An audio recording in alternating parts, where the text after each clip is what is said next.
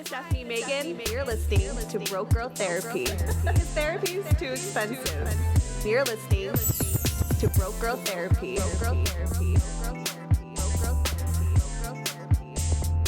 Broke Girl Therapy.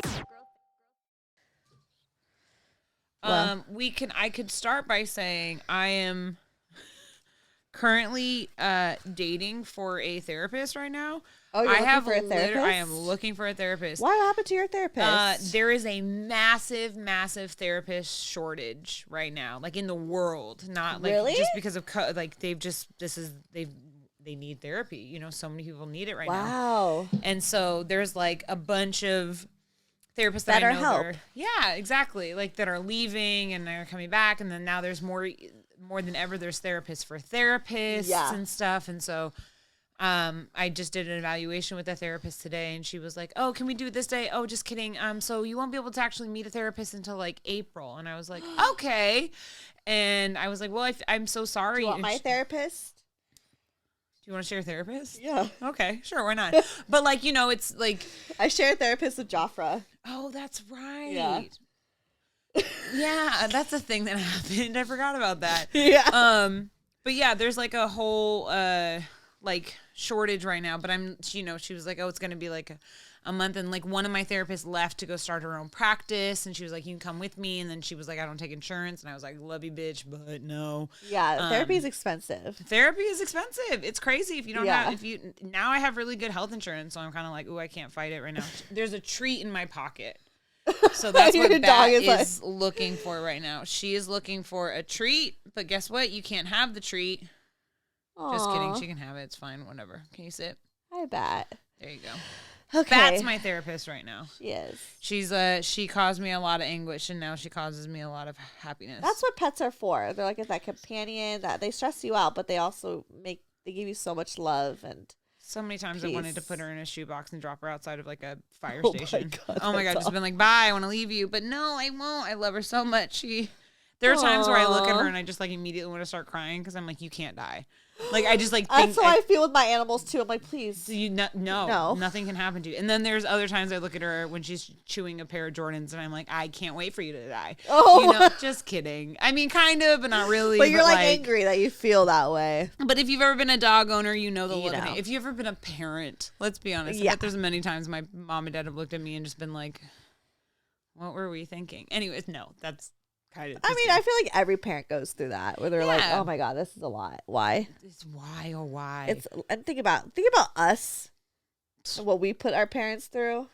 I definitely think more about like what my sister put my parents through. Oh. Like I wasn't a good child, but I got away with more because Claire did more crazier shit. Like Claire did crazy dope history-making stuff. Wow. And then I just kind of was like... History-making stuff. And then like, and now she's like a great human being and like right, has a lot of, like, but that's the thing is like, you have to see your kids fucking go through it. Oh, yeah. Just just what we talk about today. I know. Okay, let me introduce ourselves. Okay.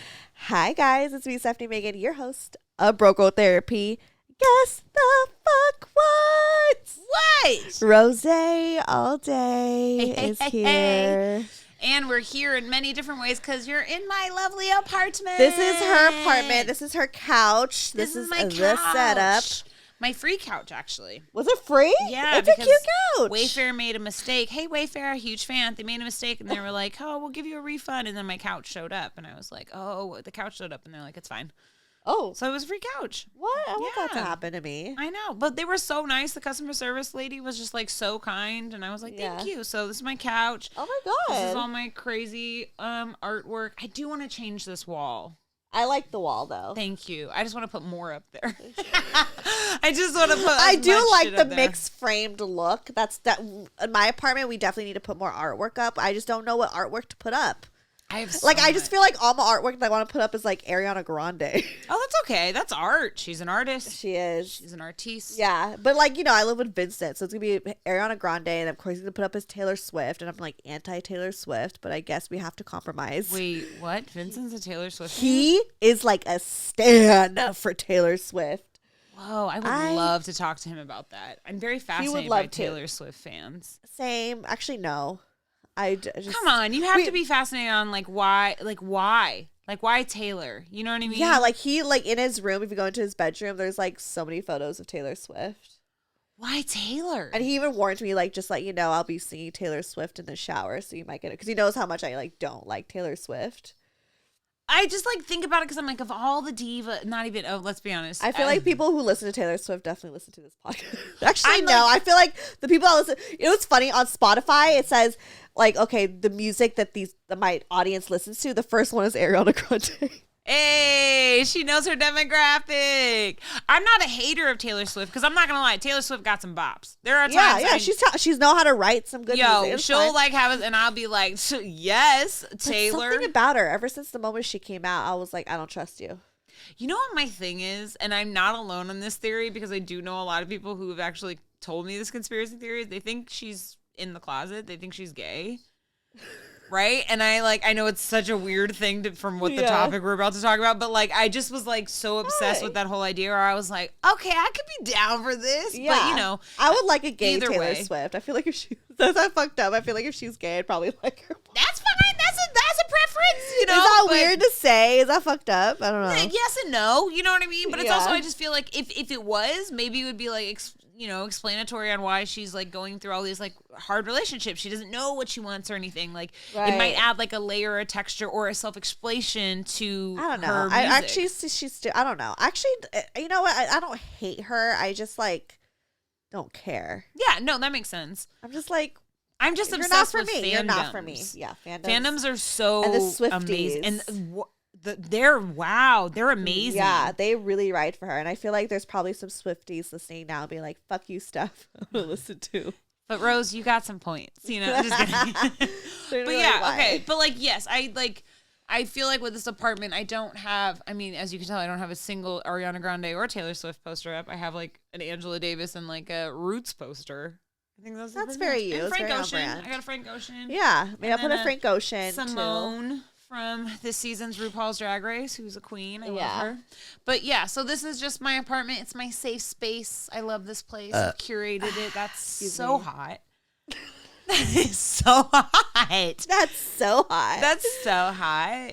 That you just burped. I love that. Who I cares? just love that. I'm at this point in my life. We're 30. You're 30. We're 30. We're 30. That's my new But slogan. here we are because I wanted to talk about this, and I know it's going to get deep, so just a fair warning to you guys. To talk about, because we're in our 30s now. Yep. And we've been through, I feel like people don't really talk about, everyone was always like, oh, your 20s is your prime, live it up. And it's, not saying it's your prime, but you're definitely are having a good time in your 20s. Mm-hmm. But no one ever really talks about the trauma that happens with having a great time and or just in general, there's just a trauma. I think there's something about the early 20s especially that I feel like not just with me, but a lot of people could say it's a very traumatic time. Maybe it is just me and my friends, but it's very common. I mean, because if you think about it, this whole idea of your 20s is just this fascinating point where you think you're an adult, but you're not yet an adult. Yeah, and you're just still at least for me, I was still so naive. Super naive. You have I feel like sometimes a lot of people in their 20s have this false sense of confidence to protect themselves. Right. So they kind of find themselves lying, being like, no, this is healthy, or this is okay, or that person is my friend, that person is my partner, or whatever. Right. And then you realize and they're like, no, it's okay not to be okay. Yeah, and I think too, I don't know, when I was a teenager, I thought 23 was old. For real, you'd be like, oh yeah, I'm gonna be pregnant by 23. I used to think that that was what was gonna happen. You know what I mean? Your face. But it's true. 23. Any person that's listening right now and you're 17 or 18, you're probably thinking yeah, 23 is old. But that's not that's soon for y'all. And you're gonna realize at 23 how quickly you got at 23 and how so much more life you have to live. And also wait, it's this pressure 23 is pretty old, but it's actually not at all. I don't know. It's just you how are you supposed to have it all figured out? You're not. You know? That's the thing about your 20s is that you're not. But for a lot of people, it's the first time they have moved out of home. Right. It's the first time they've gotten a job on their own stuff. It's the first time. In America, you're 21, you're starting to like really go out there and drink. Exactly. You're starting to kick it. You're starting to party it. It's the first time that you are without an adult supervision sometimes, you know, and also the first time you're out of an institute that is like school or education, right? Which allows sometimes a schedule and a system and a routine that you fall into. And in your 20s, you lose all that. So then you're like, what does my schedule look like? What does my life look like? What does my routine look like? And you've got to figure all that out. You also got to figure out what a W-9 is and a 1040 and all these like taxes things. And then you know when you're 26, you're about to be knocked off your parents' health insurance. So you're like, I got to find a job that's going to give me some health insurance. Yeah. It's, but like not a job too seriously that you can't go out and party. Like, can I be hungover on Monday? Like, I mean, like back then I could definitely like be drinking up at, like all night and go to work at like 8 a.m. and just like whatever, I'll just pull through. But like, yes, I did not sleep in my 20s at all. I worked at a diner, a 24-hour diner, and I remember I would party. But you don't even drink. I don't even drink, but though. Still, you'd be shotgunning Red Bulls like a mofo, and I would shotgun them like totally quote unquote wasted off of Red Bulls, and then sleep for 45 minutes and then be at work at 6 a.m. Like that's just like the routine that I did. Yeah. Oh, and it was that's totally what your fine. early 20s is all about. And it's like, but that causes I wish I could have that energy, but I don't have the energy anymore. Like I would just be tired by like 9 o'clock lately.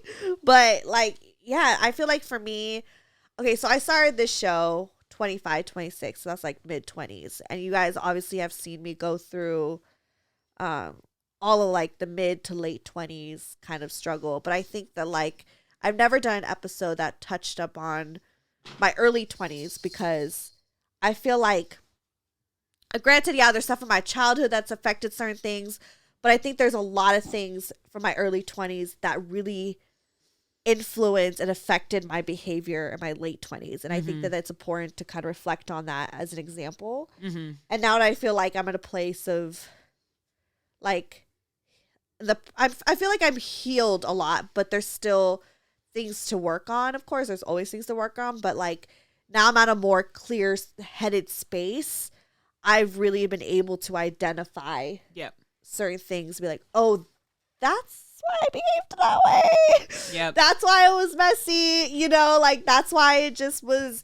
And I think that like, again, bringing into the therapy aspect of it, like I wanted to come to you. You were the first person because I realized, I think we talked about this when we like FaceTime one time where I was like, why do I feel so resentful to 23-year-olds? I love this question. Like, I know some people that are 23 and I like every little thing they do on Instagram. I'm like, I can't, I don't like it. You can't stand it. It irritates you. And it's like, okay. And like, I could continue to be like, yo, fuck them. They're stupid. But it's like, at the end of the day, they're just living their life. Yeah. But like, why is it that I feel this type of way? Yep. Do you remember what I told you? What? Because you want to protect them and tell them they're doing the wrong things.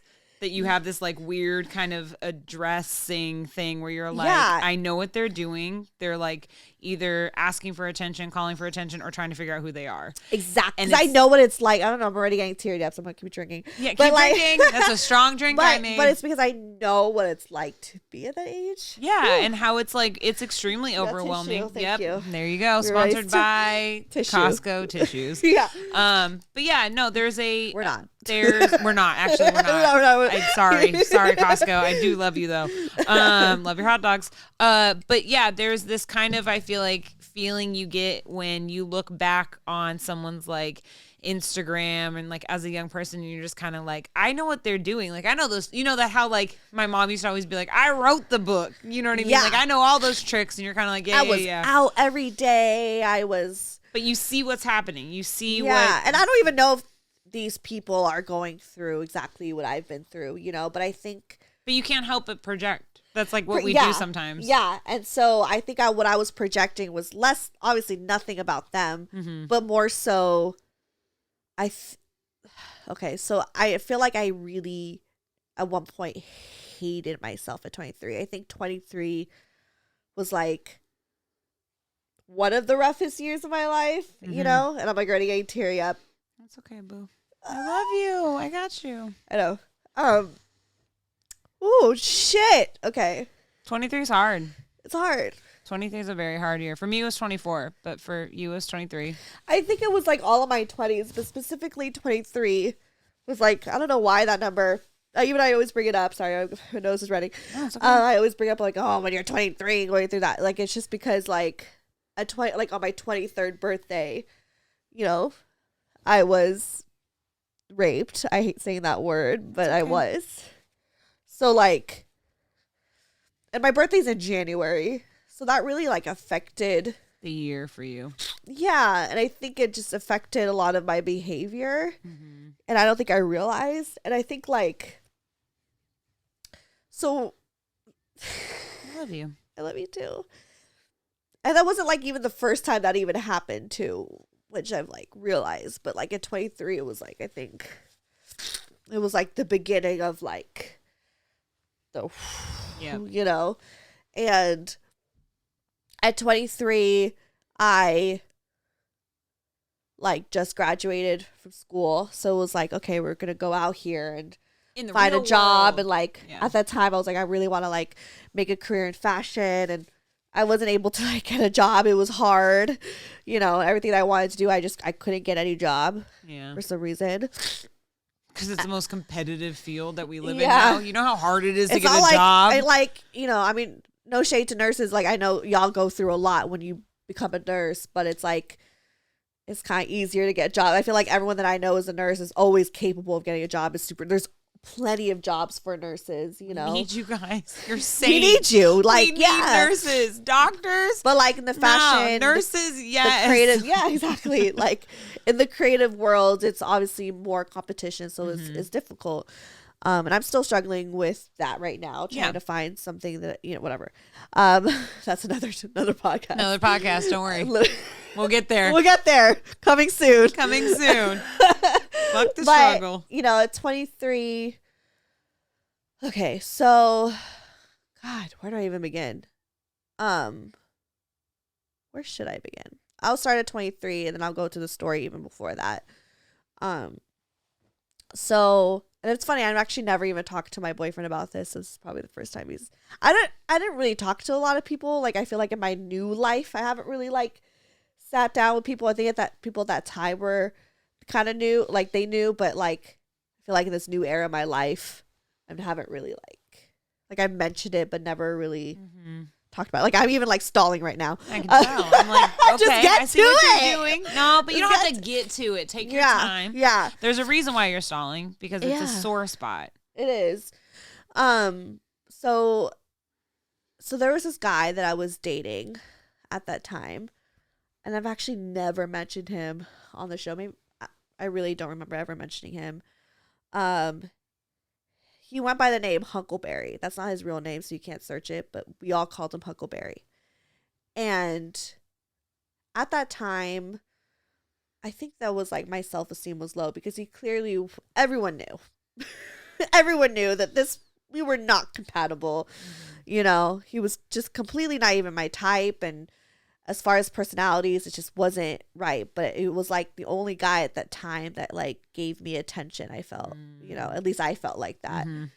And I remember I had like a birthday party. It was my 23rd birthday party, and I did it with a guy friend of mine. His birthday is like a day after mine, so we're like, oh, let's throw a birthday party. His cousin like let us use his house, so we invited a shit ton of people, and I was so excited. Like, I was like literally like for weeks ahead, I was like planning it. Like, I even made little signs and stuff. Like, I was so excited just to have like literally invited everybody. Like, and he invited all of his friends, so it was like this massive house party, and I was so excited. And back then, I didn't really understood the way that like I didn't really know like how much I could take with alcohol. Like, I think, I just was like, I thought I could drink a lot, but clearly I'm not even like halfway here with this drink, and I'm like feeling something. I made a very heavy, strong drink. As someone who does not drink, I just thought you just poured, all alcohol in there. But so it's this strong. is But that's why nowadays I sip so slowly on my drinks because I get drunk quick. Mm-hmm. And anyone who's listened to the show like would hear me be like, I'm drunk after one sip. And it's like, what? It's just like it's just that's just how it is. Yeah, and like I try to take it slow because I could get very fucked up. Right. And so I used to do this thing where like I'd be so excited every time someone would show up and be like, oh my god, like I just was like loved all my friends and was like, okay, shot for you, shot for me, let's all take shots. And like within like the first 5 minutes, I'm just downing shots. Oh yeah. Party. Yeah. Party like hard. I just was like, I could do it, and within like the first hour of my party, like I was passed out. Oh, okay, great, cool. Yeah, Yeah. so- Oh my god, you're like one of my uncles. That's great. I know this storyline. Yep. Mm-hmm. So they're like, oh my god, like the party hasn't even really started. Like not everyone's here. Like the birthday girl is passed out. So I literally like was in a room just passed out. And it's also kind of blurry. So this is the first time I'm really talking about it. So bear with me. Maybe it wasn't the first. I don't know. But I remember the dude that I was with was there. And I was so excited to see him, but I was just drunk and a mess. And then I remember like started throwing up and my friends were helping me. And supposedly later, my friends are telling me how he was like, all right, cool. Like, peace out. Like, go. Like my friends are helping. He's like, all right, like I'm going to go like continue to party over here, Wow. And yeah. And so I was like, all right, whatever. I was just like I blacked out. Like I literally did not even remember like passing out. Like I was not coherent at all. Like at all. And I don't know how the party went. I guess it was fun because a lot of people showed up and had a great time. And there was pictures that people were taking with me while I was passed out on the bed. They're like, it's the birthday girl. Ha ha ha. And I remember, I don't know if it was like, I think it was like right when the sun was going, I don't know what. I just was like in bed and I just started feeling someone touch me. And it's weird, like, I didn't know who this person was. And like, it was weird, like, I don't know, like, I remember earlier that night being excited, like, oh, I'm gonna, like, fuck the dude that I'm, like, with, whatever. So, like, there was this, like, pre-horniness on top of, like, just being passed out drunk. I don't know, anyways. You don't have to make excuses. I don't know. That's the thing. I was, like, I'm still trying to process, like, why did this go down? Like, this is my fault, you know? No, it's never your fault, ever. Yeah, and so, like, I remember this other girl was in bed and was like, what's going on? And I was just like, not all there, and he was just like, what, like, I don't know how he reacted, but I was like, I don't know why, but I brought him to the other room, like, not even realizing what was happening. Like, I really, like, I don't even know what the fuck was going on. Obviously, I was incoherent the entire night. And I remember being in the other room and all of a sudden just realizing, like, this guy was, like, on top of me, just, like, pretty much doing what he was doing. And I I think at that moment I sobered up and I was like, wait, who the fuck are you? I did not know who this fucking guy was. And he was like, I'm gonna beep it out, it's and I'm like, I don't know who you are. And he was like my friend's friend that was sharing the party with. Oh, fuck. And so I just was like, what the fuck? So I like left the room and my friends that were in the bed were like, what just happened, I was like, oh, like, we just had sex. And I just like laughed and like it was like, yeah, yeah. And you had to they didn't think it was funny because they knew obviously they knew what was happening, but they didn't realize that you were in shock and you were just calling it the thing that felt more comfortable because you didn't want to cause a problem. No. So that's what happens though. That's what we unfortunately teach young girls is just to go with it. Just yep, yeah, that's fine. It's fine. Everything's fine. Laugh it off. Everything's fine. Yeah. When that's not that's not what you need to do. Exactly. And I remember just like, I called Huck, the guy that I was with at the time, and I was like, this really weird thing happened. Like, what even happened last night? Like, he was like, oh, like, you were fucked up. I was like, yeah. And I was like, and this happened. And he was like, do you realize that was rape? I was like, what are you talking about? Yeah. Because, like, you always kind of envisioned rape to be like some man just tying you down and like some Law and Order SVU shit. Exactly. It doesn't happen to me. It happens to someone else. It right. has to. Unfortunately, because of the society that we live in, we have to define everything. Right. And to be considered rape, it has to be this, and this. It has to be a stranger. Yeah. It has to be in the middle of the night, in the dark alleyway, in the woods. It's random. It's not at a party when consent was stolen. Right. And like, I was like, no. I was like, that's not. He was like, no, like, you know, it was whatever. I was like, okay, I don't know. Like, it was just so much going on. And then at the same time, I also saw this text. And it was from my other friend, that one of my best guy friends at the time. He texted me saying, hey, when you wake up, I know you're really drunk and you're gone the whole night, but like when you wake up, like call me. I saw something with Huck. I was like, what do you mean? And like I was like, wait, and I called my friend. He was like, Huck hooked up with like another girl, like this chick, that the other coworker, I guess.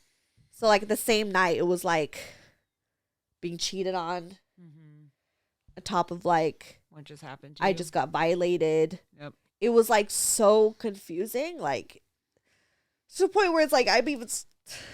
Oh okay. God! Take your time. God damn it! No. It's okay. Yeah, no. It's okay. Because what you're feeling are feelings for the first time. These are first time emotions. I haven't said it out loud. I haven't said it in therapy. That's okay. I'm proud of you. And here's the thing. You still good. I'm good. You know what I mean? I'm still good. What happened to you wasn't, but you're still here. You're going to take a moment. You ain't got to pressure yourself. You ain't got to force nothing. You are in a safe space. Yeah. You are literally in the treehouse, the safest place in the world in Los Angeles. You're with me. I got you. You're with the listeners who love you and adore you. What you went through, by definition, is trauma. You went through two very traumatic things where consent and trust were violated. Yeah. There is absolutely nothing wrong with you. You did not do anything wrong.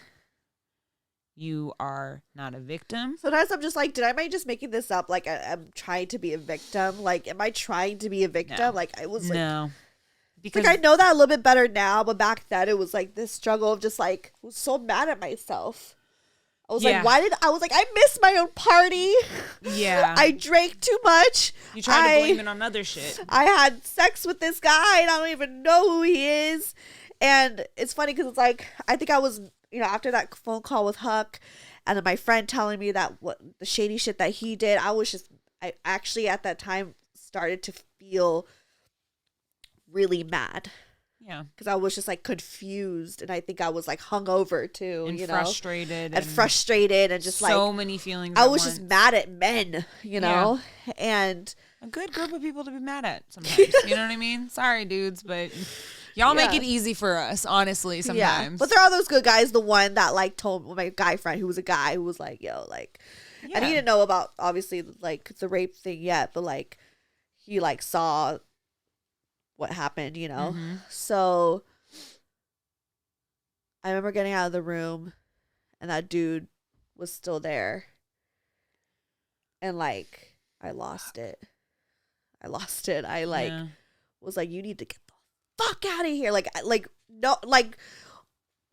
Barely anyone that's in my life has seen me get that angry. Right. But I got angry. And my friend, the one that was also having the birthday party, was like his cousin's house, was like, Steph, like, because he didn't know. He was like, Steph, like, what the fuck is going on? Like, why are you going crazy? And I was like, he needs to get the fuck out of here. Get the fuck out of his house. I want to fucking fuck you up. And like, I was so mad, and he was just like, couldn't even look at me. So he knew. He could not make eye contact with me. And he was like, and he like left. And my friend was like, what the fuck was that about? Like, why are you so fucking angry right now? I think that's what pisses me off is that they know. You fucking knew what you did, dude. And it's also really fucked up too, because my friend was like, yo, he's fucked up too. Like, he's really drunk. Like, he don't know like what's going on too. Like, he was fucked up. And I was like, does not work. And like that's the thing is, like, I felt guilty because I was like, maybe you're right. Like, he was really drunk. He didn't know what he was doing. Like, no, he did. Here's the thing, he did, because he couldn't make eye contact with you. He was coherent enough to do that. Do you know how hard it is to pick up a drunk person? They're dead weight, right?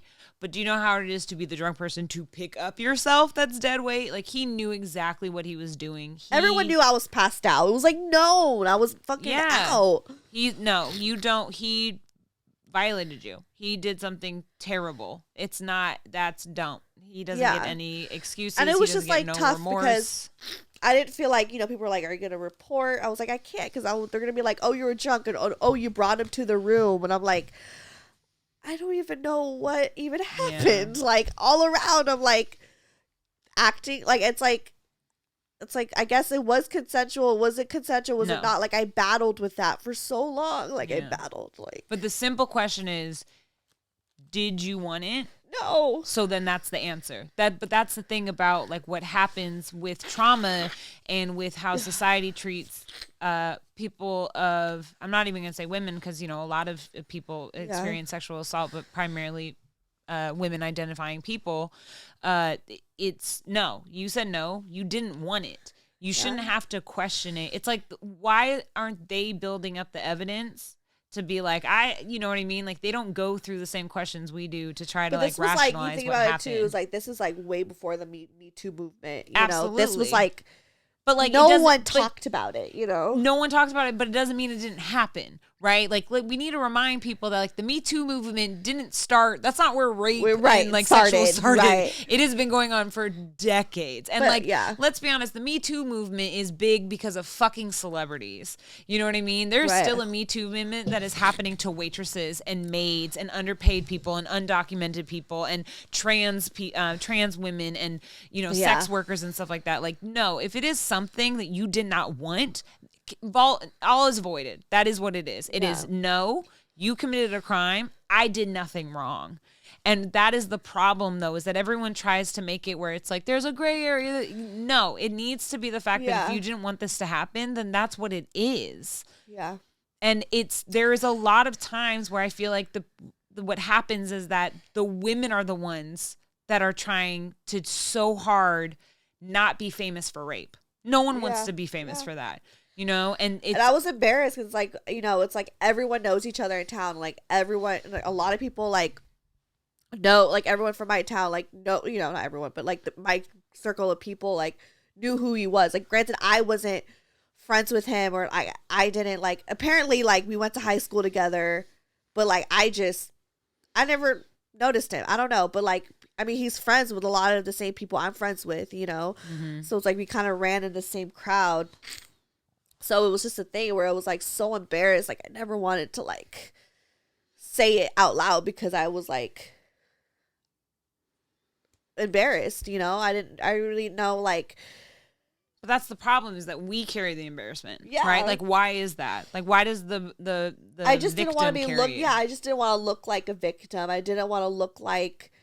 But that's the problem with society, is why did we make victims like a negative thing? Yeah. Why have we tried so hard to change the narrative to make that a bad thing? So bad you don't even want to go there. That now we have people, like, when I went through my assault and everything, it was like, you're a survivor of rape. And I'm like, no, I'm still a victim of it. Like, I understand people who want to call themselves survivor because they got on the other side of it, but I can't call myself a survivor because I still have nightmares about it. I still cringe sometimes when Anthony touches me. That's not his fault, So it's like, we can't. There's nothing wrong with being a victim. Yeah. You know what I mean? What's wrong with it is when you don't allow yourself to be like, this happened to me, but I can get over it. And and I don't mean get over it as in like the next day, but I can get through this. It's not getting over it. It's getting through it. And it's funny because at that time I thought, okay, if I talk to my friends about it, that's it. It's done. And I remember talking to my friends being like, it's the last time I talk about it, but I just want to say it now just to get it off my chest. And I thought like that would just help. But like it didn't because it like trickled down to like how I behaved, you know? Yeah. Oh my God, I completely get it. Are you kidding me? And like it wasn't even like, there was also another thing that I think, like that was the first time I realized like, oh, like being introduced to what rape is, you know, that wasn't just so like in the forest, in a dark alley or whatever, like horror movie, right? Like where it could just be like something complicated and layered, and there is that gray area, but really is there no gray area? You know what I mean? Yeah. Like I remember I had to be like 21, 22, another obviously early 20s trauma right before my 23rd birthday. But I think it was around like 21 where, you know, I had a curfew up until I was 21. So when I was 21, I was like, fuck yeah, like I'm going to drink all the time because I just wasn't allowed to do any of it before, you know? So I was like just drinking so much, and like me and my group of friends, like, you know, there was like the boys and the girls, whatever. And there was this guy that I used to be super close with. I thought at one point we were like best friends. Even look back and I'm like, that's not a friend. I thought he was like one, and it's not the best friend that helped me in the 20th. This is a completely different person, so don't think it's the same person. But like there was this other guy that I thought was like one of my best friends, and we were super close because we just loved drinking together and we had so much fun, you know. And I really just thought it was just that at first, you know, because him and actually another girlfriend of mine, like they liked each other, and they had like a thing, but then like at one point he was like, nah, like I'm not into it. But we were all like just friends. Yeah. And you know, one night we like made out or whatever, and I was like, oh my God, I felt so bad. Like I betrayed my friend because she really likes this guy, you know. And I like was honest about it. She's like, I knew it was gonna happen. You guys are just so close and have this like connection.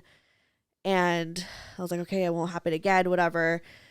And there was another night, because we all just drank a lot.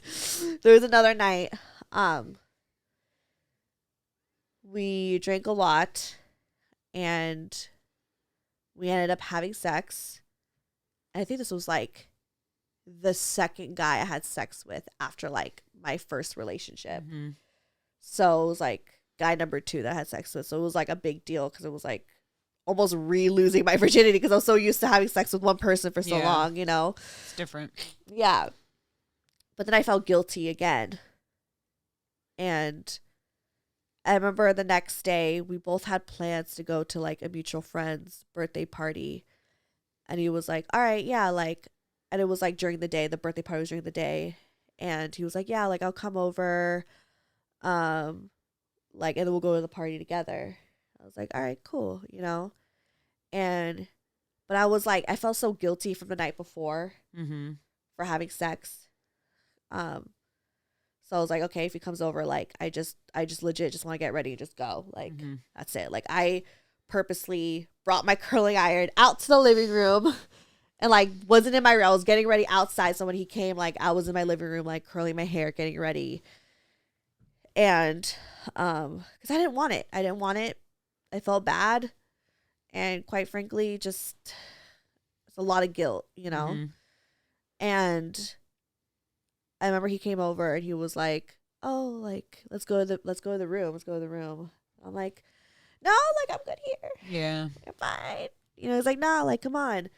And he just goes in my room. And I'm like, what are you doing? Yeah. So I go in there, I'm like, what are you doing? Like, why are you in my room right now?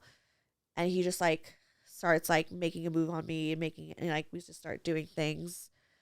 And I just remember, like, I honestly don't remember too much of it just because it was, like, obviously traumatizing. But I just remember him just being like, oh, like, give me head, do this for me, do that, you know? And I was just like, all right, sure. Like, my self-esteem was low. I didn't know how to say no. And I just really felt like, well, fuck, I had sex with him last night. So now it's just kind of like, I have to do this, you know?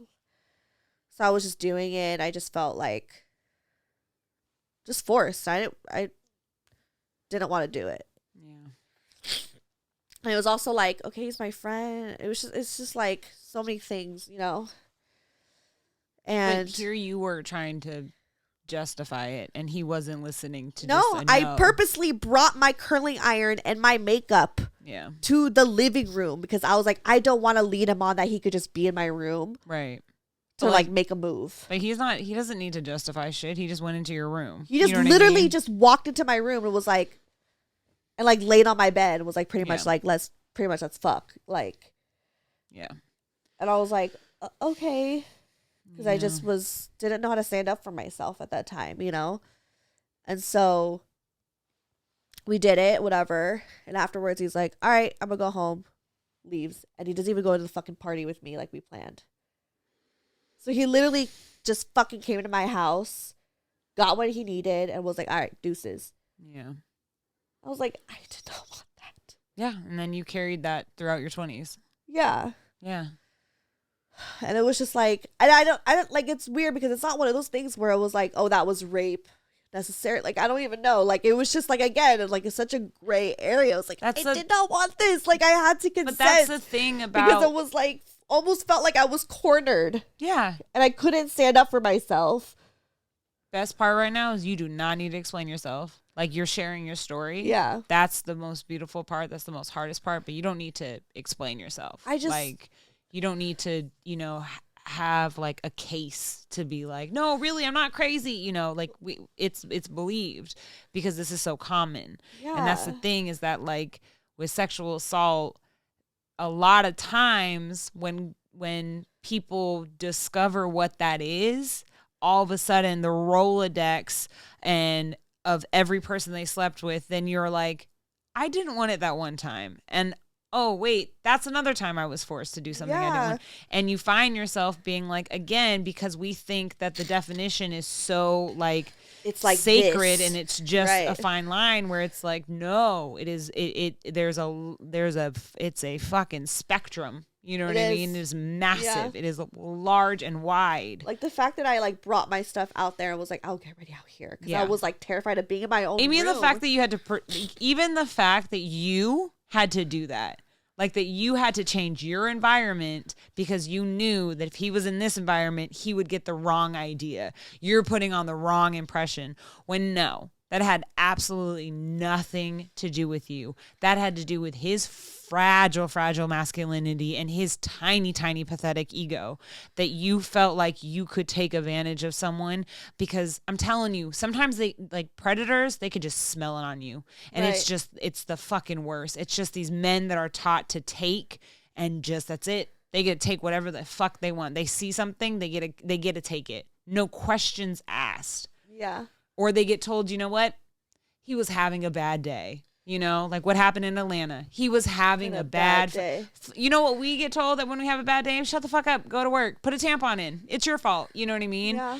But no, we have far more bad days. And we've had so many bad days that we stifled and lied to ourselves by not calling them bad days. Yeah.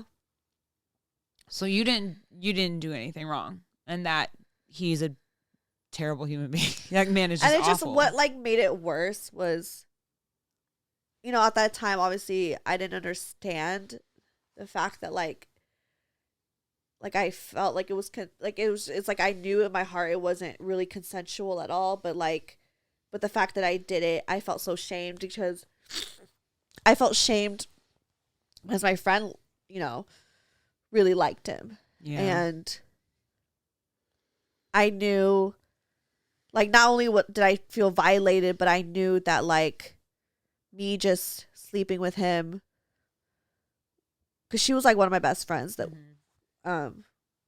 like I've known since elementary school and lived down the street, and so she was like, we've always had such a strong bond, and I knew that this was like gonna fucking break her, you know.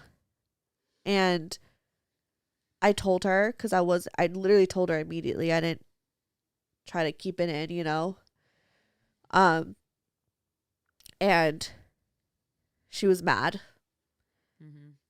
And it was weird. Like, I felt, no, I know for a fact all my friends took her side. And there were a couple friends that like were like, wait, he's actually really fucked up. Mm-hmm. And like picked that up versus being like looking at the betrayal that I did, right, you know? Right. But like, you know, she is a really great person. Don't get me wrong. She's an amazing person who's been through a lot. She's, you know, people have really empathize with her because she is a very empathetic person, and maybe she just didn't understand at that time. So I'm not even like, it's not resentful. About the resentful towards her. It's just the idea that she's like, oh, you slept with this guy that I'm like in love with, pretty much. Mm-hmm. So she felt very betrayed, and I don't think I really understood the violation that I just endured, you know, to kind of express that. Like, I really just expressed her, like, we did this, you know? And obviously I expressed that I felt bad and guilty about it. And a lot of our friends took her side. And that also broke me, you know? Because I just didn't understand. Like, because I had another friend who went through a similar situation where one of our guy friends violated her, and all of us stood by her, like even canceled him out. We're like, yo, we don't fuck with him. Mm-hmm. And the moment it happened to me, no one had my back, right? And I've never like told them that, you know. And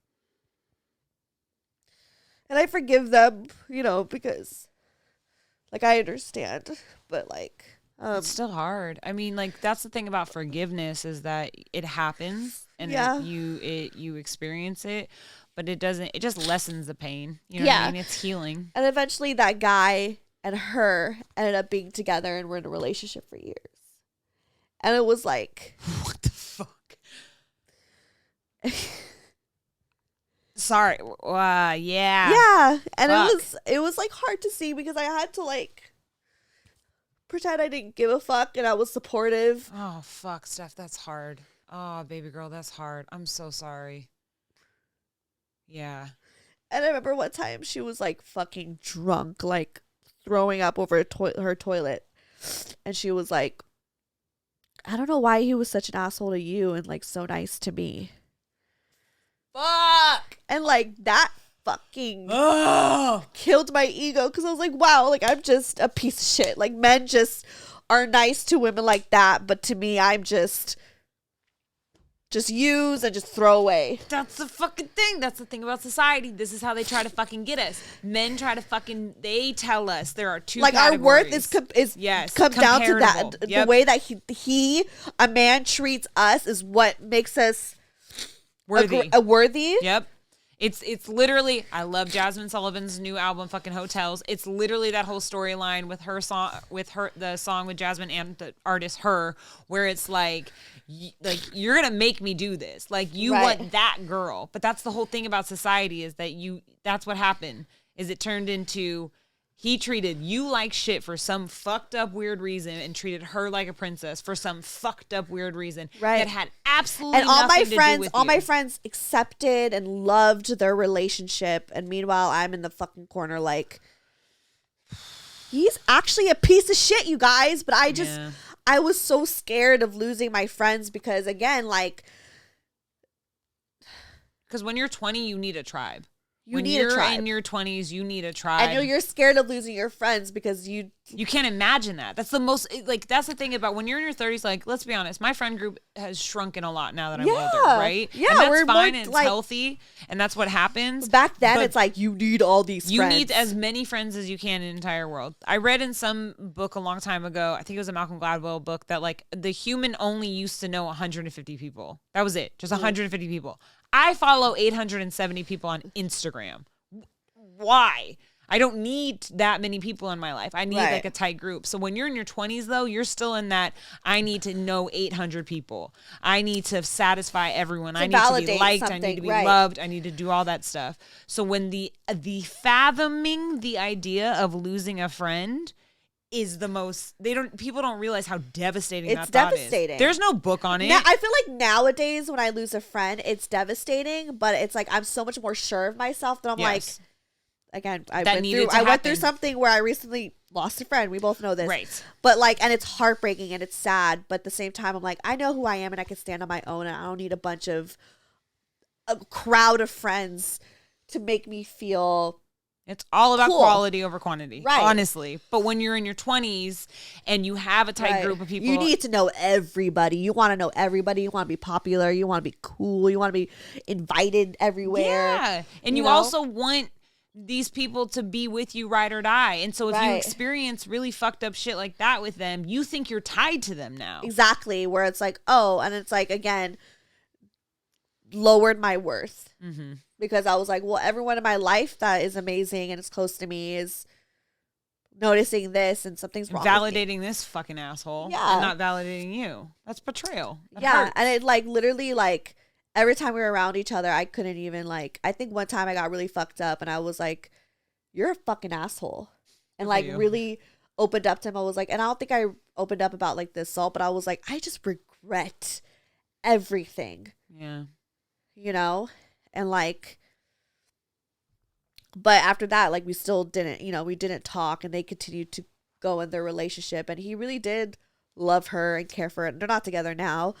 But that's the thing. Everyone was like, oh my God, we're team so-and-so. Like they're so good together. We love that she's really happy because she's also like she's not the type that always gets into relationships. Like for me, like I feel like there's always like a new dude. So everyone's just like, Steph, she being a hoe. Yeah. And like with her, like she's not a hoe. Like she don't just she's monogamous. She's more monogamous. She's like the sweeter girl, you know what I mean? And so everyone's like, oh my God, she really is like connecting with someone, like this is rare, like we're gonna support it as friends do, but I felt really neglected. And like I've actually never even said that to them, so if they're listening they know exactly what I'm talking about. But I think that's kind of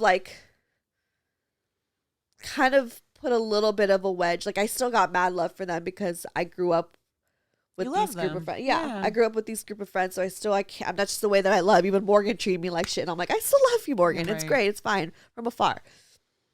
And like I feel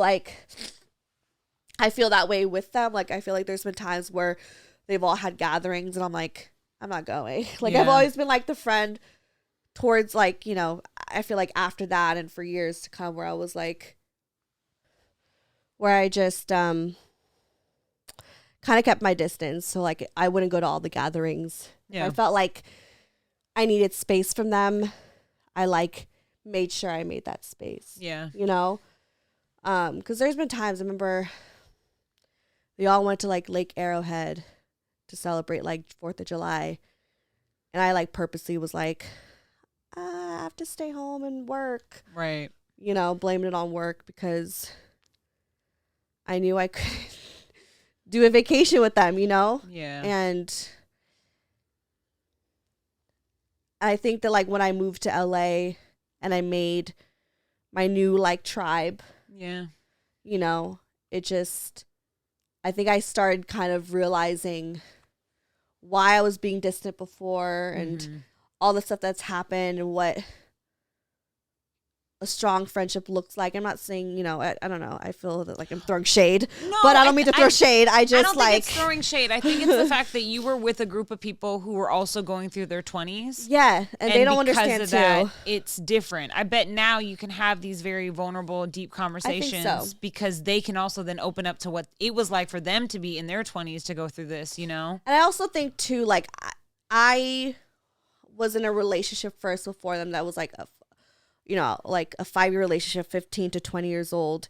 And, when I hit my 20s, I'm single and I'm like dealing with like the first breakup from like your first love. And at that time, like my friends haven't experienced that heartbreak from your first love yet. Right. So again, I think that kind of played into You were starting in a different position than they were. Right. Yeah. So like I was in a different position. I think that like my behavior, with like wanting to drink and party was like, obviously getting over a breakup. Like I think a lot of us do. Yeah. when we're like, like brokenhearted, especially for the first time. And we want to wild the fuck out. And I wild the fuck out, bitch. Like, but I'll be honest, like I did fucking hella, like I would like pop mollies in a Walmart parking lot on a Wednesday. Like that's a song right there. Yeah, that is a bar. Popping molly in a like, Walmart parking lot. I just be Wednesday. Like fucking kicking it. I was having a great time. But you also felt like you were coming from a different position because you kind of matured in another way, which is like this whole idea of heartache and heartbreak, and also this idea, my whole theory about like when you break up with someone, you kind of resort back to the age you were when you were single. Yes. So this whole idea that you were 15 again, kind of. Yeah, and also like 15 while being able to drunk officially, kind of. Yeah, and also like at that time, 15, like I had strict parents, and even my boyfriend at that time was like didn't allow me to drink, even though like I'd be at parties being like envious of like my friends being drunk. I'm like, can I just get drunk? Oh my god, I've never had like that he got feeling. mad at me. I know he got mad at me one time because he saw me take a shot, and I was just like, like I think I was like low key always just wanted to be like, whoa. Yeah, you were a party girl, but I was so like, no, you can't do that. You can't do that. Yeah. So yeah.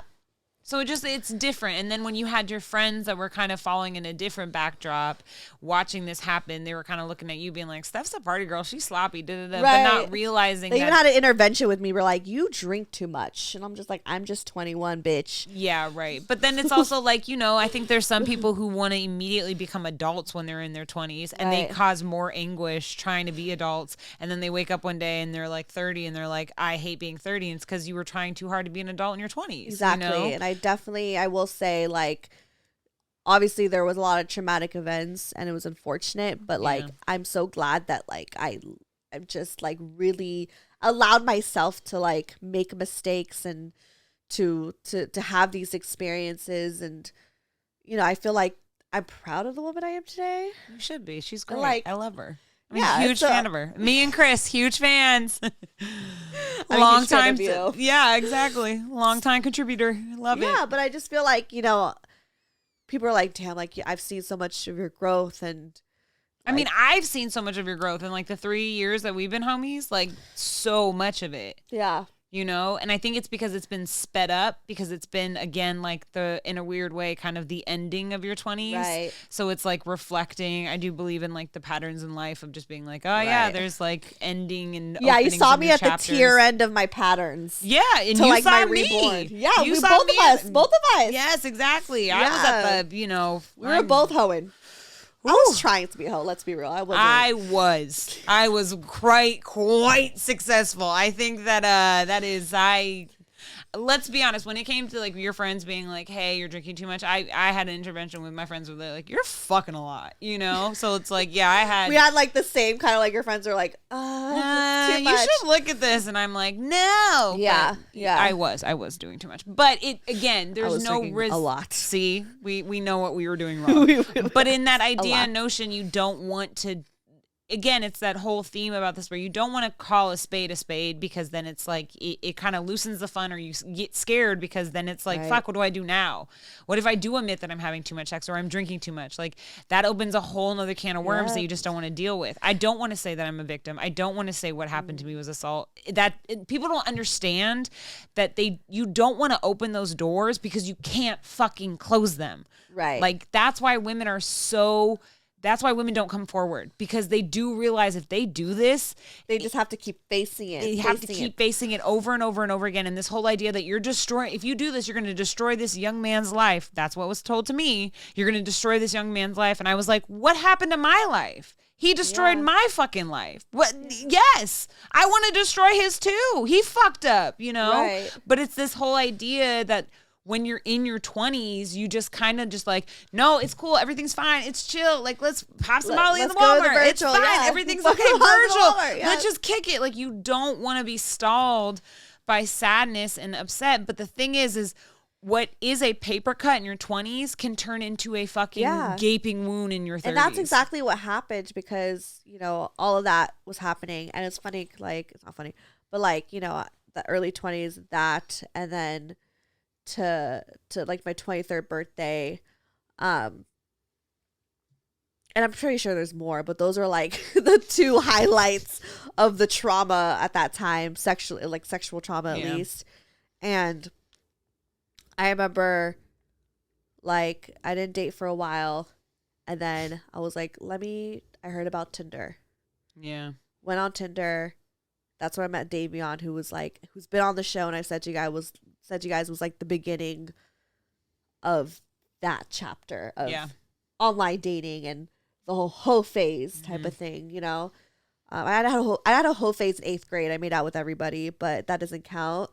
You told me that, and I was like, I knew someone like that. Like, everyone was like, Steph is out, because I was like, okay, I'm not doing second base until like 9th grade, you know. So, but I made out with, I was a make out slut, like, and even like when I was 21, stuff, like, I always made out with guys at bars. Like, I made out with so many strangers.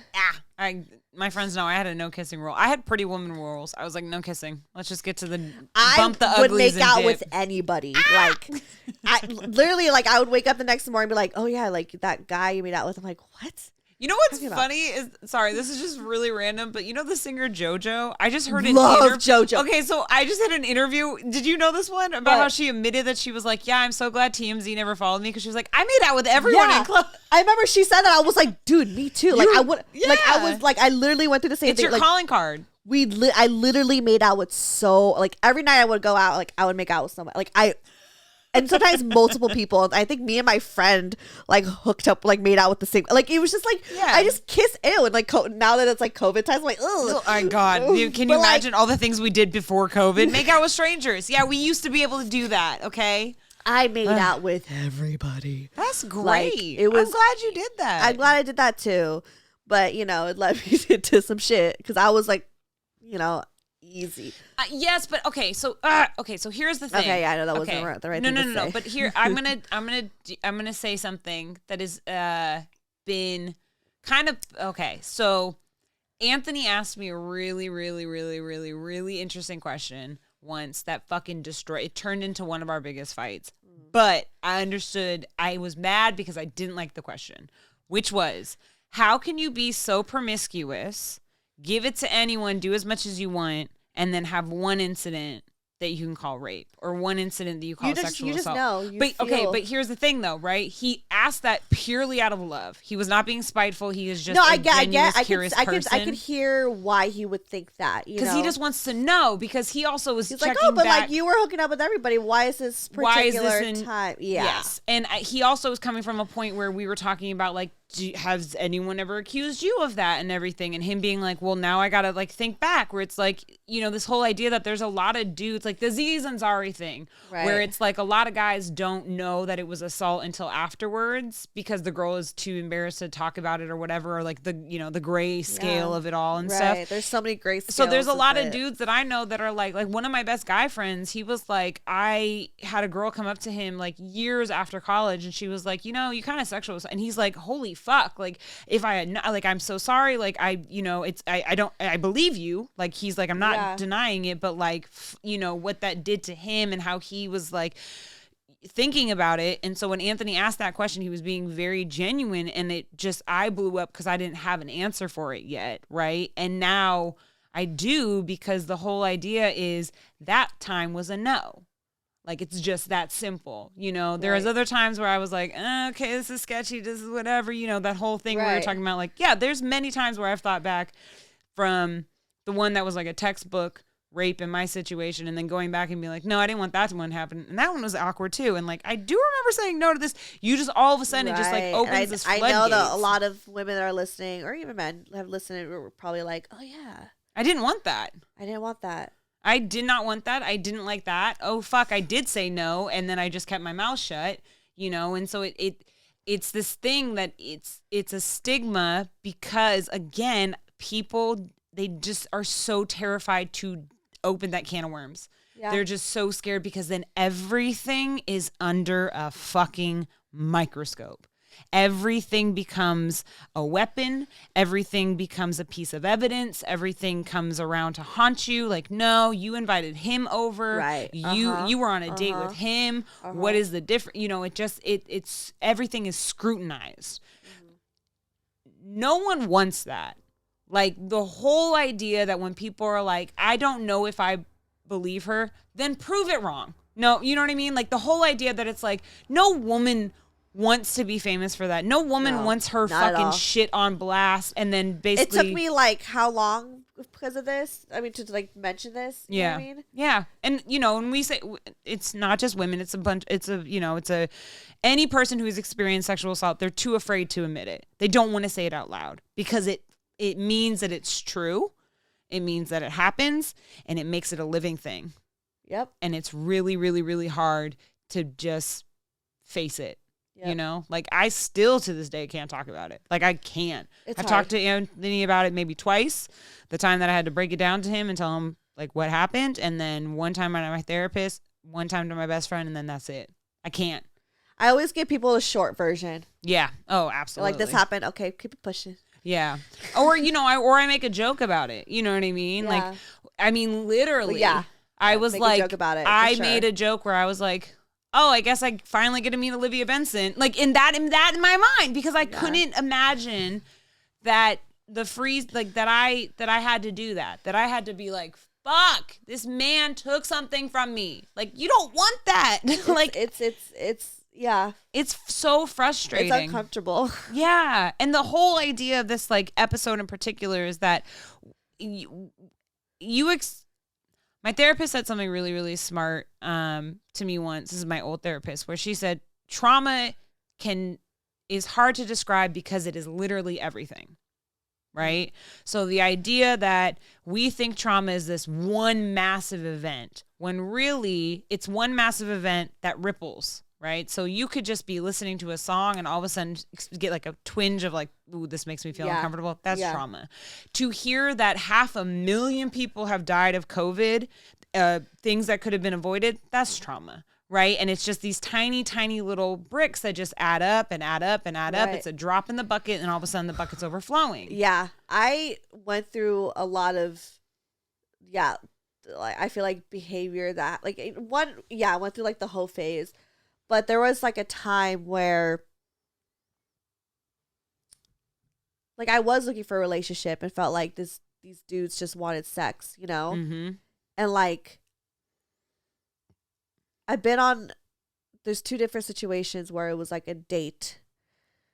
And the first one was this guy who, we had a first date and we really clicked and it felt really good, you know, and I really liked him. And the second date was he invited me over for spaghetti and a sleepover, but I told him like, hey, like, I'm celibate, like, I'm not trying to have sex. This was like a time where I chose to be celibate. And if y'all really listen to the show, you know what timeline this is and what era this is in Broke Girl Therapy. It's the very early era, but I was purposely trying to be celibate.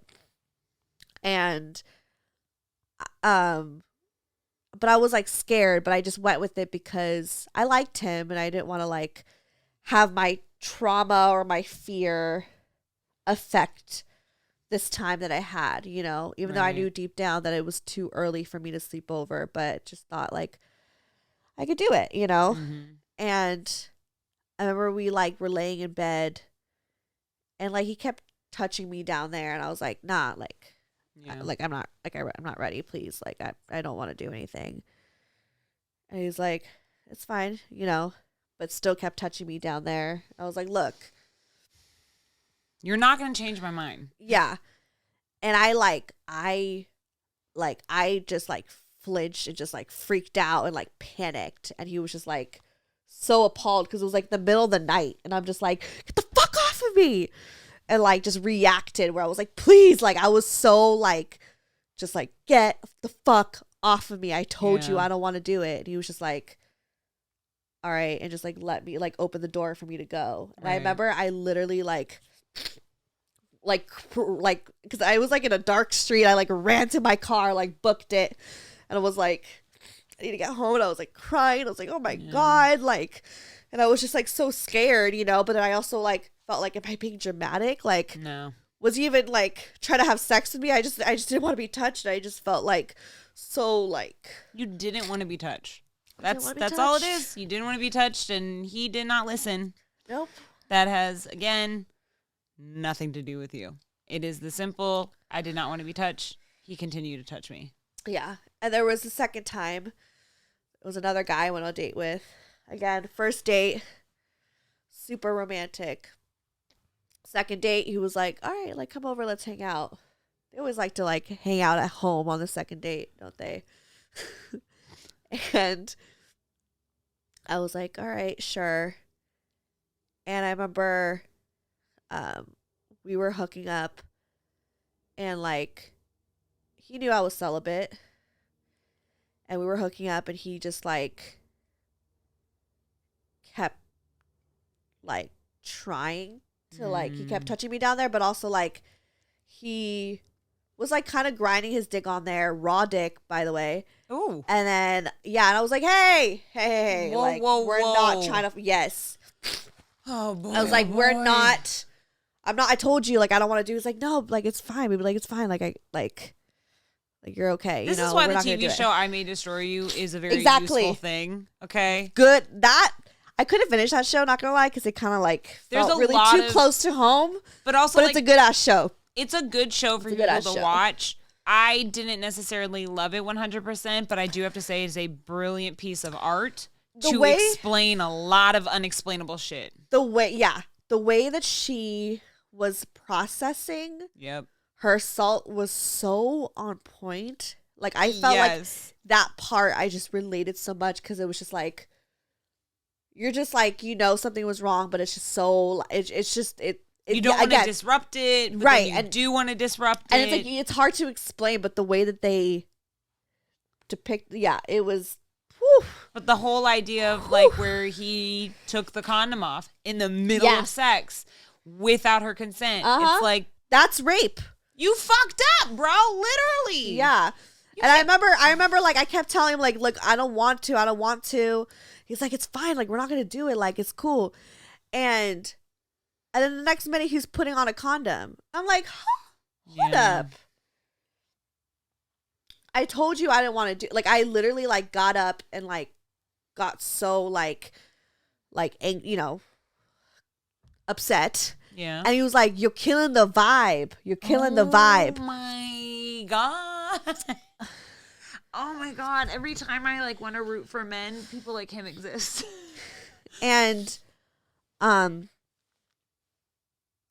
night, I remember I cussed him out. I literally cussed him. Like, I was angry. Like, I was, like, top of my, like, screaming at him. And I left, again, ran. But at this time, I had to call Lyft. But I, like, literally ran out of that apartment. And I was in my Lyft. And I was talking to my best friend, Nina, who's always there through all of this, by the way. And Huge fan. And she, you know, she was just like, oh my God, I can't believe that, whatever. And I was like, you know what? I'm going to call him. She's like, oh, you're serious. So then I called him and I cussed him out while I was in the Lyft. Like, literally, like, screamed. Was like, you piece of fucking shit. Da, da, da, da. I called him everything. And I hung up. And the Lyft driver turns around. He was like, that was fucking awesome. I love and that. like, poor guy, like, he's just picking up this girl, like, who's so distraught, and like just called and cussed out her fucking her date, her shitty predator, you know, like, horrible, stupid date. It was like, just to let you know, like, not all guys are shitty. Just like, he was a guy. I gave him a fat tip, but it, like, I remember I had him drop me off at Nina and Kelsey's place, which is actually ironically my apartment now. Full circle. But I was like crying, and they're like, let's do an episode. Oh yes, yep. So I did an episode. I put it up, but I actually took it down, because I was embarrassed later on. At first, I was like, this fucking happened. Fuck this guy. And I was like vocal and strong about it. And then, like, after a while, I got embarrassed and I took it down and it's not up. And I know definitely not any of the new listeners have listened to it, but it's called No Means No. And it was like, that happened right before the Me Too movement. Because I remember being like, I should have called it Me Too. It was like right before the Me Too movement. So it was like I was going through that and the whole rise of the Me Too movement. It was a lot of emotions. Yeah. And then actually I'm gonna put that up. I'm gonna put that up for you guys to listen. I'm not gonna listen to it. Do it. But I'm gonna do it just because I think it's important. I think I did try to make it funny too. I think I remember trying to like laugh it. That's what we I'm do. like, his dick was huge. Like I remember saying that because I was just trying to be like. Because again, we want to appease women. We try to just But I'm gonna put it up. Want to rock the boat. Yeah, and you guys could listen. I don't know. Yeah. But yeah, I should put it up again. If you want to, you should. But it was literally the night that happened. And again, it just trickles down, right? So, like, after that, I was realizing, like, oh, damn, like, I'm, like, a victim of this, you know? And I was like, you know what? Like, I'm going to start taking my power back. And I think a lot of us, I feel like I hear this story a lot where, again, we go to, like, the whole phase. We're like, it's just dick. So I started really becoming this facade. Yep. Of like, I was like, you know what? I'm gonna take my power back. I never fucking, like, you guys have all heard this. Like, I was like, I never fucking orgasm. So it's all about me and my fucking orgasm. Like, fuck their shit. Like, they're gonna get whatever the fuck they want. So I'm gonna be all about finding my fucking orgasm. And then I met Charles. I mentioned on the show, not your dad. Oh, I know. Not Charles McAleese. He's a great man, though. He's one of the good ones. Yeah. He's a good guy. But, and then I feel like Charles was kind of the beginning because he didn't really know about, I don't know. I don't think I've told him about, like, my past. But with him, it was, like, all about sex, you know? So I was, like, really trying to learn how to, like, fuck the right way and stuff. Yeah. And, like, wanted to be this hoe and was, like, not showing my feelings and being like, oh, yeah, like, I got all my hoes and shit, even though I don't have any. But, like, no, that's what we do. It's this, I always thought of it as, like, the superhero position where it's like, Clark Kent can't do it all the time, so he sends out Superman to do it. So it's like that kind of idea that, like, what usually happens is some people combat sexual assault by just going in harder or going in trying to figure out, why did this happen to me? What is going on? You're doing a lot of, like, weird self-discovery. For me, it was, like, a lot of, like, I wasn't cutting myself, but I was sleeping with fucking as many people as I could in a week. I remember you saying something. This was, like, off air. I think it was me, you, and Joffrey, like, hung out one time, and you said being a hoe is the most socially acceptable way of self-harm. Yeah. That's, like, something I realized in therapy is because, so I'm a, and this is not the case for everyone, because I know some people who, like, didn't go through that, but. Well, that was the thing, is that before, for me, I was at the very early stages of my hoe phase. I was having a lot of fun. Like, a lot. I was actually, like, in my early 20s, I was enjoying my hoe phase. Then I got with my crazy abusive ex, and then that just turned me off. And then when I got to LA, I was like, you know what, I'm gonna go back to that old version of me, because to me it was always positive. For me, my hoe phase was always, like, a lot of fun, and I enjoyed it. And then it got fucking cut off again because I ran into the wrong fucking asshole. You know what I mean? Who took something from me. Right. And so it cut it off completely. But what I realized, though, towards the end of it and everything, was the fact that, I wasn't cutting myself anymore, and I wasn't restricting my diet anymore. Were you ever cutting yourself? Oh, yeah, all the time. Oh, really? Oh, yeah. I suffer from self-harm constantly. Oh, my God. That's, like, my addiction. It's not something I, like, obviously talk about. I'm sorry. Oh, no, it's totally fine. It's something I've, struggled with, like, since I was, like, 13. Like, I think that's why I know that I can't do drugs or alcohol, because I know addiction, but I know addiction in a different way. Yeah. And I know addiction through, like, self-harm. And so I've always been struggling with that. And there was a moment where I realized that I wasn't doing that. And I haven't, Liz, my therapist, who I had in my early 20s, love that bitch. She was like, you do realize that your sex is an acceptable form of self-harm. And I was like, okay, Liz, why'd you gotta fucking go and do that? You know? It's true, yeah. Because there is an idea of a healthy amount of sex, right?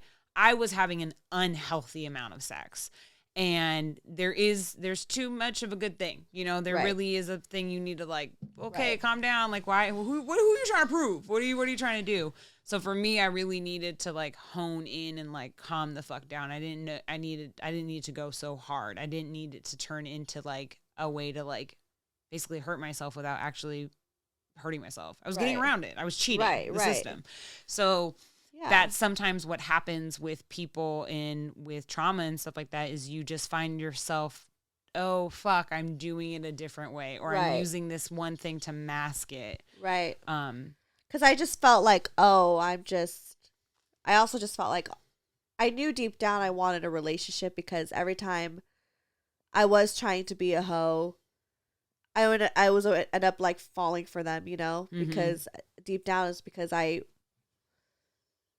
just wanted to be with them, but then I didn't know my worth well enough that I just thought all my worth was sex. Yeah, what was between your legs? Exactly. So I just thought, this is what could get a guy to like me. This is what makes me desirable. Yeah.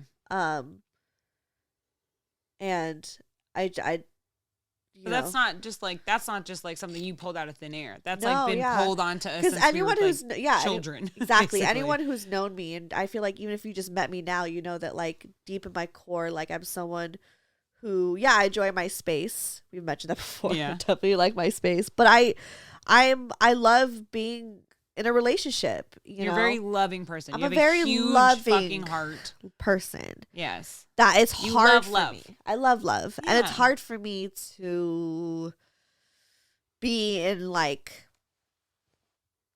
a non-loving relationship, you know what I mean? Where it's just like simply physical. And like I used to be jealous of like women like you who would like could just have just sex without like even giving a fuck who this person was. And I was trying to be that, you know, because I thought, and also let's be real, I feel like you're kind of told to be that in your 20s. You're kind of told to like, you know, besides obviously we know that the trauma played a part, but I think if we're really gonna like be honest, like I feel like it was like a trend to be this. Yeah, you know? Because with like our generation, like sexual awakening and sexual liberation was like starting all over again. You know what I mean? Like we started having sex and coming into our own at like the free the nipple and like all this like, and like fun, I still stand by like the liberation of that too. Don't get me wrong. That's not the conversation we're having though. Right.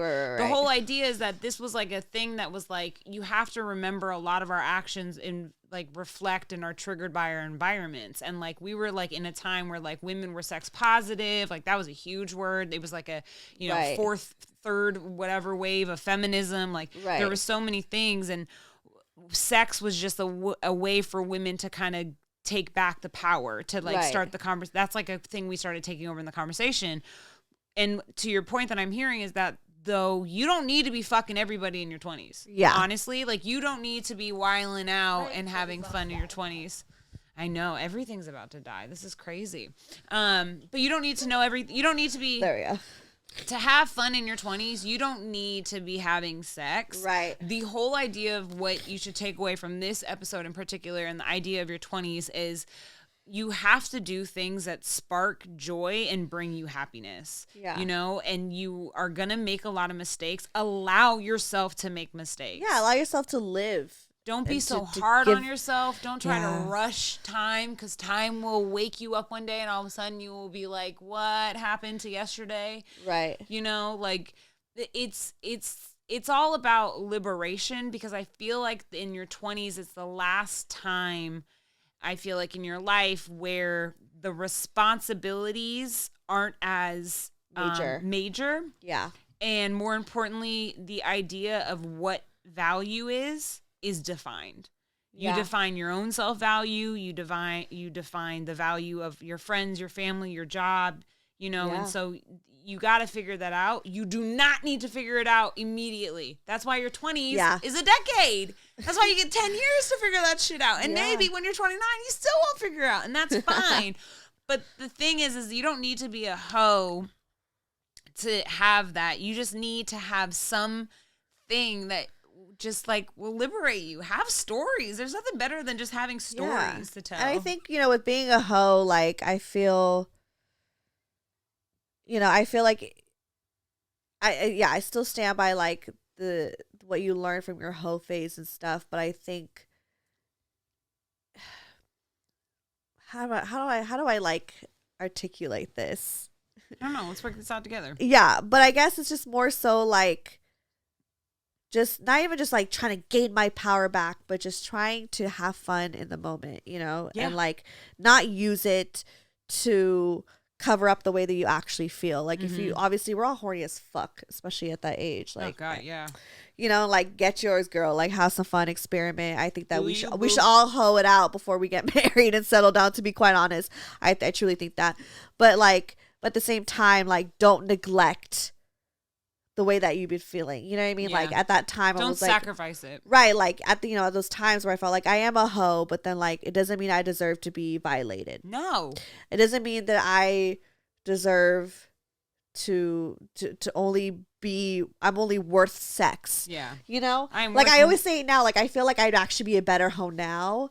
And I feel like I could actually separate my feelings, but I don't want to do that because in actuality, I'm not actually. But that's also, but that's not. But the other thing is that's just not who you are. It's not. You know what I mean? Like there's pros and cons to both of our experiences. You know what I mean? Like I was jealous of the fact that I couldn't emotionally attach to anyone. I mean, that's like what was like so kind of serendipitous and like, weird about meeting Anthony is that both of us eclipsed each other in the sense that we were both at the point where we were like, sex means nothing to us. Right. Like we were both numb from it. We both don't find neither of us found pleasure in it anymore. Yeah. And then we met each other and then something fucking sparked. It was just, it ignited this fire in both of us. I like relationship sex better anyway. I do too. Do you know why? Because it's consistent. And consensual. Well, not always. There's sometimes people you're significant other who, if you say no, that's also a situation too, but like.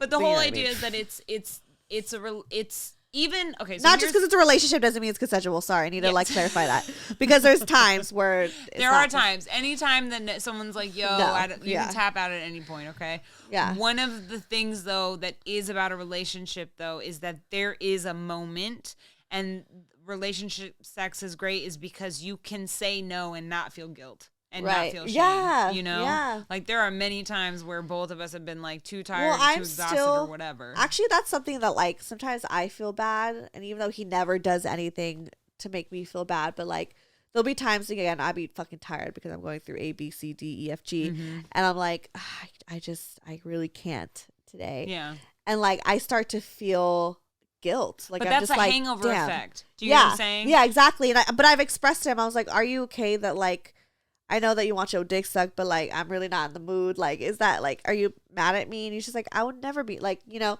but a true lover. Exactly, that's a true lover. But like but I knew that I needed to like, because this is from my trauma where I felt like, oh, I needed to be. You need to satisfy him. Right, I need to be like this fucking sex kid all the time. You know what I mean? Like, I need to be on when he's ready. But like, in reality, when you're in a relationship and you're stressed about shit, like sometimes you're just not in the mood and it's something personal towards your partner. It's just not right now, please. Yeah. And like. And then there's some stress. And it's hard. Yeah. And it's hard to say no. And again, going back to situations I was in where it was like I tried to say no and it just didn't work. And like my no just didn't matter, or like I felt like manipulated in a situation because I'm just like a people pleaser.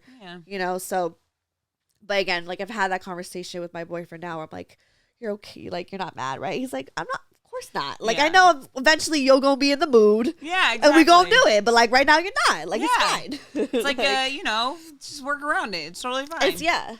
But that's the thing though, is that that's what the beauty of a healthy relationship is that it's, you can explain that guilt and Chris hears it and is like, babe, that is not a thing to be guilty about. Yeah, I don't think I've ever expressed why I felt guilty. I've expressed the guilt, but I don't think I've ever really expressed yet why I feel. And you don't need to express the why. It's just the fact that you can present it and him being like, yeah, no, that's unnecessary. Yeah, you know like, what I mean? don't trip. He can dismiss it and then like still have a healthy conversation. Because again, that is a thing that's ingrained in us where it's like we have to satisfy. I mean, that's why so many women don't have orgasms, is because they think sex is just about fucking. And that's why a lot of times, especially in my early 20s, where I like did an orgasm because I was, again, just consenting, even though I wasn't really consenting to these acts that I obviously just didn't want to do, you know. So that's because you why, felt like you were obliged, like you had to. You don't have or to. like I didn't know, like I was too busy thinking like, how do I please him versus me? So I guess there was that. Like I will say, like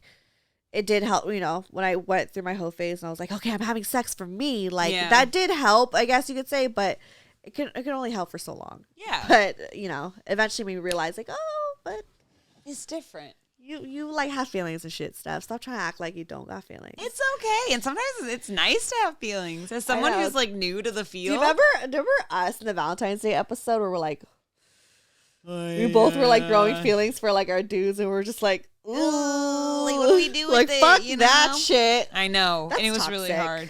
Not toxic. Are you kidding me? That was our toxic That trait. was our toxic masculinity. Like, you know what I mean? Like, I'll own that shit. That shit was awful. That was I so listened bad. to that episode and I cringe. Me too. Because I'm like, but I like looking back because it is really it's funny. a great episode. It's a great episode. It's some hilarious. of my best humor. Yeah. But there's a times where I'm like, who the fuck you trying to pretend? Bitch, you just are getting over a rape in that episode. You know what I mean? Yeah, like you that said was that like to me later on. I fucking and here I was lying. I was straight up just lying. Just like what I because did, where I trying was to just be like, it oh, was I wanted it. No, I didn't. You know? Yeah. But like that's the thing is that you just like you'll do so much. You'll do it even on the fucking record and say these things and then just be like, actually, no. It's still and actually, no, I didn't want it. So yeah, it's just like you can see the growth and you can see the, let's be honest, the process and the thing. That's what happens is you can't, not everything can be resolved and figured out within 24 hours. Sometimes it takes a week. Sometimes it takes a month. Sometimes it takes 10 years, you know? Yeah. And it's fine. And it's all... I mean, I genuinely do believe that it all works out in the end in some way or another, you know, where it's just kind of like you wake up one day and you're just kind of like, wow, I don't hate myself, or wow, you know, I'm proud of myself that I made this episode, or whatever it is that you need to. And then, of course, more importantly, the big one, which is you look in the mirror and you're like, I'm proud of that person, you know, and that's a big, big fucking thing that can happen. And it was really beautiful and a lot of fun. You ain't got to tell nobody about it. It's just between you and the person in the mirror. You're like, exactly. Fuck yeah, I'm proud of you, you know? Aw, look at our growth. I know, it's not even crazy. just my growth that's documented. Your growth has been documented too. Because I when you know. first came on the show, you were like, thirst trap, fuck these dudes. Yeah, I was, because all of them sucked. Literally, there's not a single dude that I regret shit talking about on the podcast before the Valentine's Day episode. Honestly, like I meant every word. I was at the height of my like, I don't give a fuck. You were I loved it though. Yeah, I had fun. You did. You got a great time. I was good at it. You too. were great. You were but great yeah, at but it. in of course though, that's like what but your 20s hindsight, is you were about. deep down dealing with some other shit, you know? And the other thing though is that it was also in a point in my life where that was my 20s. People say dumb shit and regret dumb shit that they do in their 20s all the time, right? Oh, for then to have that be not like haunt you, but like I don't think it ever should haunt you. It should just be a reminder that like that's where I came from, you know? Yeah, I always cringe at like my older shit. I'm like, but you're like, that's beautiful though. That's but you kind of should fun. cringe because exactly. Like you. I know. Look at us. I love you. But no, you should cringe because it means you grew. It means that like, oh yeah, I knew what I was saying was wrong or whatever it is. But yeah, I mean, but I also look back being like, that was fun, you know? Yeah. And it was. Oh, I don't regret a minute of it. I don't regret anything. Like, I feel like I've really have come to peace with so much in my life. Mm-hmm. You know, and of course, there's always things to work on. Not perfect, but no one is compared to where I was before. Like, I just feel like I've just accepted everything and just to have found forgiveness, even with the dudes, you know, with my exes, with my friends, with yourself. Yeah, with myself. Like, I remember one of my first therapy sessions. I was just explaining like my early 20s. I was like, oh yeah, she was sloppy, da da da. She's just like, okay, we need to be nicer to ourselves, and not just to ourselves now, but to who you were before. Because who you were before, you were going through a lot. So don't bully her. Which brings us to our original point. When you feel resentful to that 23-year-old, remember, it's because you're secretly bullying the 23-year-old you were. So it's still something that's like working on, because I'm like, again, I was able to catch myself being like, why am I hating? Yeah, right? You're like, why am I so mad? Why am I so mad and I'm annoyed of these people when it's just like, because this is more about you stuff than it is about them, because you don't know what the fuck they're dealing with. Yeah. And also, more importantly, like, you couldn't pay me to be 20 again. You could not pay me $1 million. Nothing. I know. Time goes this way for a fucking reason. I would not be down to be like I appreciate for what it is, but I would not want to relive it. No, it's fine. Life goes this way for a reason. I like going forward. I really like getting all right, older. Let's actually go into our 30s. Yeah, you know? But that's the whole idea, is that like the resentment is, you know, the whole idea about like nostalgia and like what that means and the definition of that word is so beautiful and so romantically devastating. It's just because you can think about it. What was the things, the way we were, you know, and how you look on that person and you gotta understand that person didn't know shit. That person thought they knew everything. Yo, if you were 23 years old listening to this show, first off, I don't hate you. No, second of all, in fact, we love you. We think you're great. If anything, I feel more protective of you. Exactly. And it's crazy because it's like, I look at like my demographic and my, like, you know, how old you guys are and all that stuff. And a lot of it is early 20s. So I think that kind of brought up like, oh, I feel like I should talk about this because... Because if you're going through it, you're not alone. I'm pretty sure. Yeah, exactly. Like, I'm pretty sure a lot of you guys obviously listen to the show because you feel like you could relate. But also, you know, you're trying to figure it out just as much as I'm trying to figure it out. And, like, I wish I had broken therapy in my early 20s. Yeah. To, like, have documented and be able to talk it out. You wish you could right. have. So you guys could relate to that person before. But I don't know. Like, I feel like a sense of responsibility that now that I do have that crowd that is in the early 20s that listen to the show, it's like for me to just be like, yo, I feel you. Yeah, we got you. We want to party with you. Yeah. Honestly, I really do. Again, I want to do a live show at the Virgil. Hey! And if y'all are in LA, one day we will like party it up at the Virgil. And kick it and do a live show. But I just remember like when we were talking about doing this episode and everything, the main thing is that we just like, your 20s are really confusing and really kind of petrifying and overwhelming, and like that's normal. That's completely fucking normal. Oh, for sure. So, and all the trauma that you experience. Everyone thinks they have to have their shit together at 23. No, you don't even have to have. Look, I am 31 and well, I don't have my shit together, and you know what? I'm perfectly okay with that because I have a dog.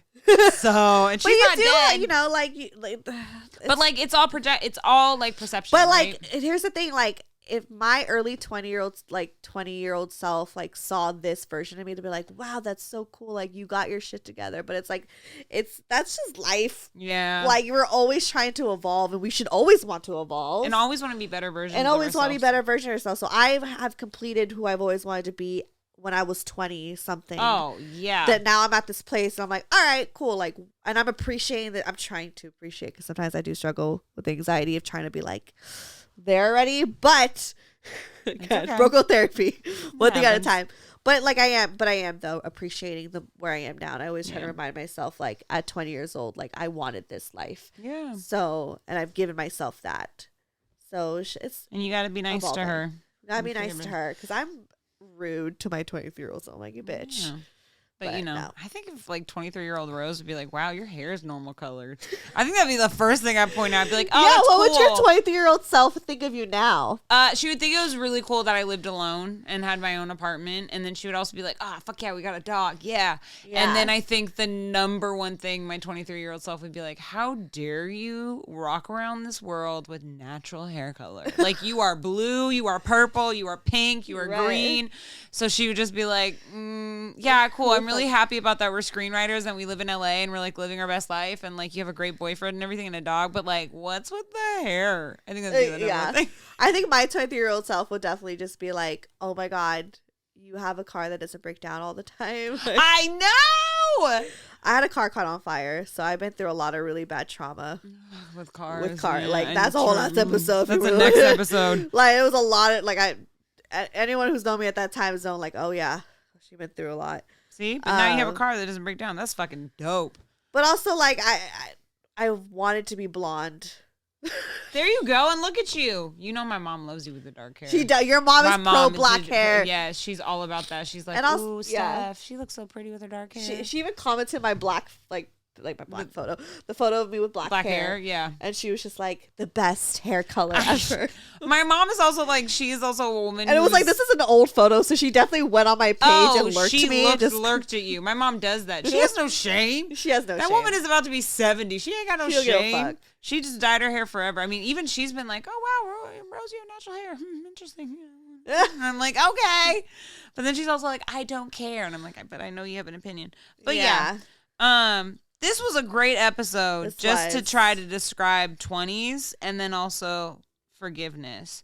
Yeah. But if you were to take away anything, have fun. No means no. And most importantly, don't be a dick. Don't be a dick. And, like, just be kind to yourself. And everyone has their own roadmap on when, you know, things come together for them. And don't compare yourself to social, you know, like, again, social media highlights. Don't compare yourself to that. Someone's overnight success might have taken them 5 years. You have no idea how long that night was. Yeah, and like everyone just has their own, like, path. Just because, like, and also, like, don't judge people for not having it the way that you have it too. I think another way to, like, help yourself, and this is something I had to tell myself, was like just not judging people like, oh, they're not here yet, like they're going, but everyone has their own path and their own process, and that's fine. No one's better than the rest, you know, like no one's better than the next person. It's just like we all have our fucking journey, bitch. Yeah, that's what life is.